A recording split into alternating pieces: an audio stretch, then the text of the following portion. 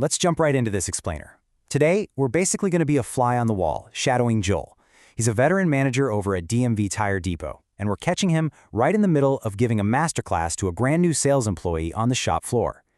Now, this isn't your standard how to push a product training. We're looking at the actual boots-on-the-ground operational procedures, the scripts, and really the whole philosophy that separates a stressful, high-turnover pressure shop from a highly profitable business that the community actually trusts. And Joel kicks off this training with a hook that honestly sounds totally counterintuitive. Think about it. For a new sales rep, this sounds a little crazy, right? Like you're literally hired to sell tires. But Joel makes it super clear. The real business model here isn't just moving rubber out the door. The ultimate goal is to build a relationship where your profit margin naturally follows trust. Look, if a customer comes in totally expecting to drop $1,000 on new tires, and you look at their tread and honestly tell them, hey, you've got another 10,000 miles left on these. Yeah, you just lost a sale today, but you just earned a customer and probably all their friends for life. So, he breaks it down further for the trainee. A pressured customer? Sure, they might buy once just to get out of there. But an honestly served customer? They return. They refer others. It's the ultimate flywheel for growing the shop. Now, to be clear, honest selling is definitely not a charity.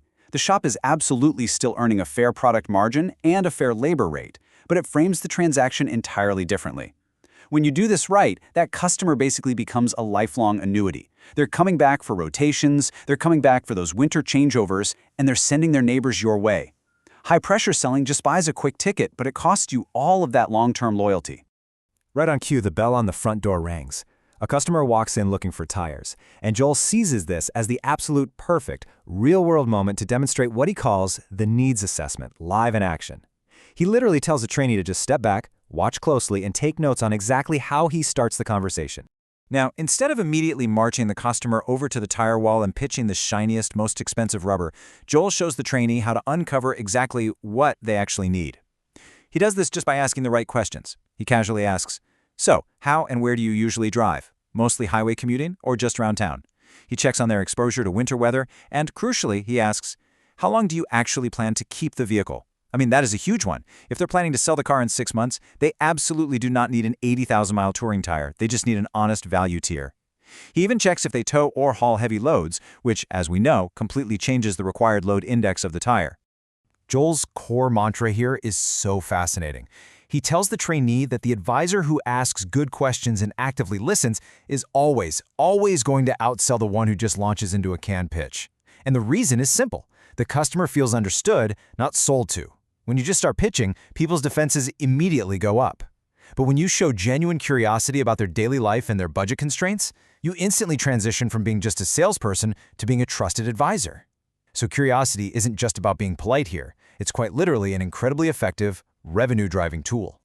After gathering all those answers, Joel breaks down his exact step-by-step process for taking that information and turning it into a completely transparent, honest recommendation. Step 1, always confirm the correct specs for the vehicle. We're talking size, load index, and speed rating. Step 2, present a good, better, and best option within the right category, making sure to explain the honest trade-offs of each one. Step 3 is key. Make a recommendation exactly as if it were your own car in their specific situation. And finally, step 4, quote the complete, itemized, out-the-door price. No hidden disposal fees, no surprise mounting charges popping up later, just total 100% transparency. It's brilliant how Joel maps the customer's specific weather constraints and performance needs straight to the correct tire category rather than just pointing at whatever happens to be overstocked in the back room.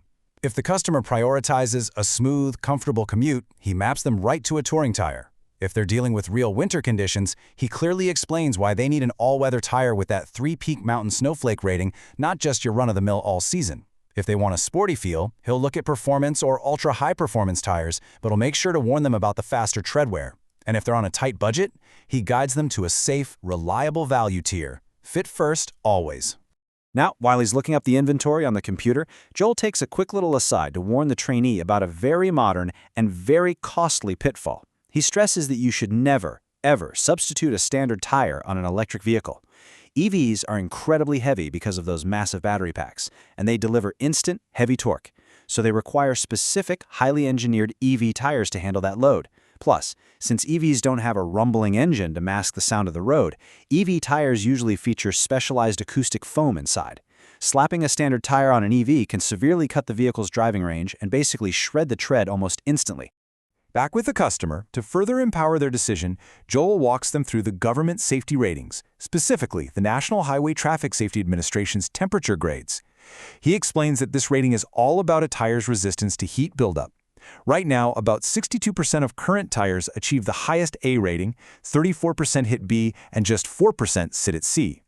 Joel points out that matching the right grade to the driver's specific climate and habits, like if they're driving long distances in baking hot summer weather, is absolutely crucial for preventing some really dangerous situations, like blowouts and tread separation. This naturally leads into a super critical part of the training, cross-selling. Joel is very explicit here, contrasting a genuinely bad example of upselling with upselling done properly. The bad way?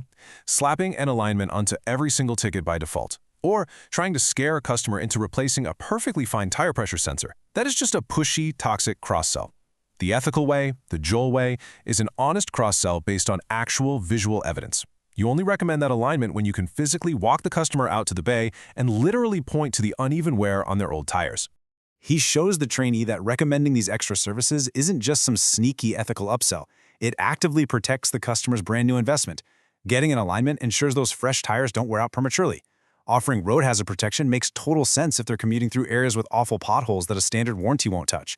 Replacing the rubber TPMS seals along with the new tires prevents those slow, annoying leaks down the road.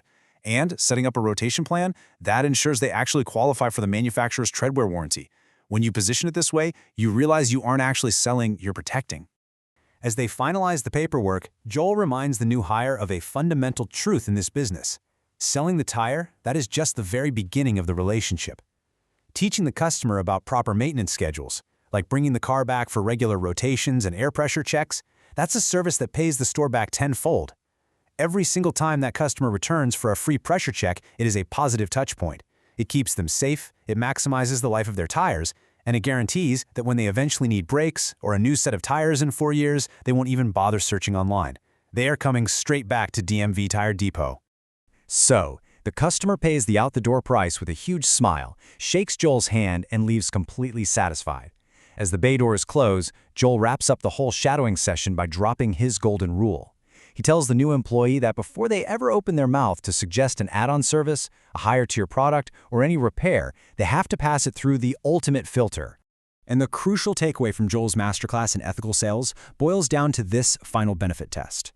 Would you want this on your own car, in their exact situation, with their exact budget, their exact commute, and their exact vehicle? If your answer is yes, then recommend it passionately and show them exactly why. But if your answer is no, then you simply don't sell it. No exceptions. It's exactly that kind of discipline that builds a reputation no amount of marketing money could ever buy. So think about it. How would applying this simple filter change the way your own business operates tomorrow?